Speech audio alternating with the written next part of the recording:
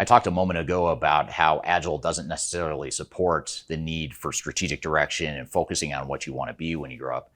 And I want to focus a little bit more on that and peel that back a little bit more and talk about business processes.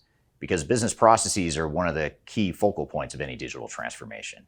Most organizations are trying to improve their processes. They're trying to have some deliberate approach to how they create their new business processes, and they want to ensure that they actually roll out these new business processes as part of their transformation.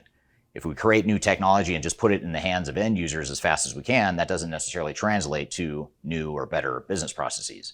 So taking the time up front to actually map out and sketch out your future state operating model, your end-to-end business processes, the way you're going to standardize or change the processes, how you're going to integrate processes, how you're going to organize the people around those business processes, that's all part of redesigning your organization and defining what the organization is going to look like in the future. Agile doesn't necessarily support that. In fact, Agile runs counter to that concept because if you think about it, what I'm advocating for is more that waterfall approach where you take the time up front to define your end-to-end processes, define what you want your re-engineered processes to be, and then implement technologies behind that. Whereas Agile would probably flip that around and say, let's get technology out there and we'll use that as a way to educate ourselves and inform ourselves how we might improve and make our business better. In order to understand what the business value is, you have to understand what the business processes are going to be in the future and how they're going to change and how they're going to be improved.